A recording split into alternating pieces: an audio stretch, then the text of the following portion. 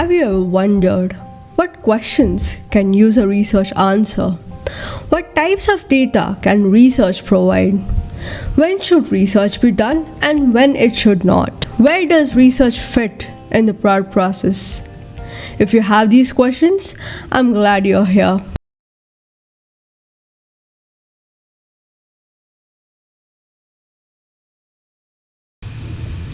Imagine you're trying to decide what to gift your friend on their birthday. So, what are the type of things that you would start off with?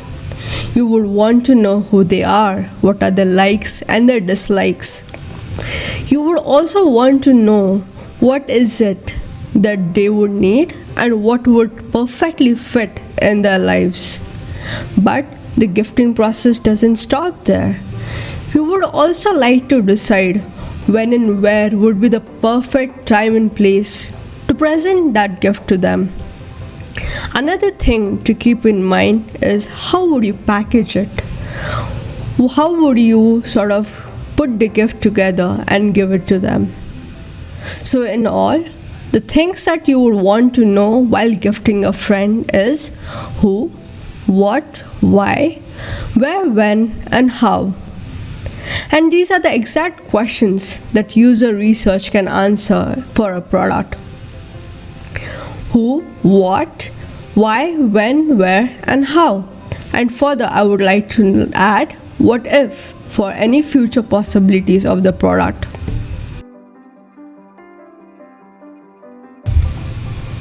But how does it really fit in the product process? Let's imagine that we are building a product or a feature from scratch. It all starts with a few ideas and a few hypotheses. Those ideas are then ideated upon after validating, and we create a few concepts. Designs are then created by thinking more about those concepts and developing them, and finally it gets coded in and released to our users. So when we are at the idea or the hypothesis stage, we have some assumptions and a lot of unknowns. So the first step is to understand what those unknowns are and test out those hypotheses. So that is where the who of the product question is being answered. Some of the questions that research can answer at this stage are: who is the user? Who are they? What are their motivations, their behaviors, their problems?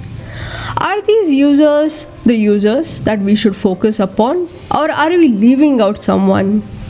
Should we reposition our product for our users?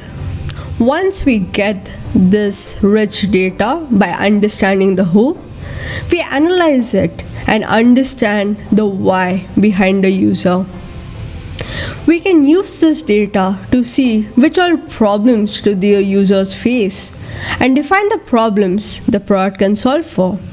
Some of the questions that research can answer at this stage are: what are the needs, the jobs to be done, and the problems that users have? How severe or frustrating are these problems? What are the problems that we should really focus upon? And what does a good solution look like for our users? So far, we have understood the user, defined the problem, and also decided how should the product be positioned. Now we start ideating on how exactly can we solve these problems. To do so, we create concepts. Concepts can be tested with users to understand if we are building the right product or bringing the value to users. We answer the what, when, and where at this stage of the product process. Some of the questions that can be answered here are: what should we build? What is the value of the proposed concept to our user? When and where in the user's life does this concept fit in? Is there any better way to fit in the user's life? Will it solve our users' problems? And which of the concepts are best for our users? Once we have tested out the concepts, we can then take those and develop designs using those. When we are at the prototype stage, we have a complete set of designs and we have a working prototype. It is very important for us to test out these fully done designs before they go into development. And at this stage of the product process is when we answer the how for our product. How do users respond to the product or the feature? How can we make it better? Is it usable for our users? Do users comprehend the copy that we have? Is it visually stimulating for our users? And so on. Post the design stage, the product gets into development and is released to our users. We have completed the whole of the product process, but that is not where the research ends. It is essential to do continuous research after the product is released so that we can grow the product for our users. Once the product is released, it is essential for us to see how it is performing, but also look at how can we grow the product to be better.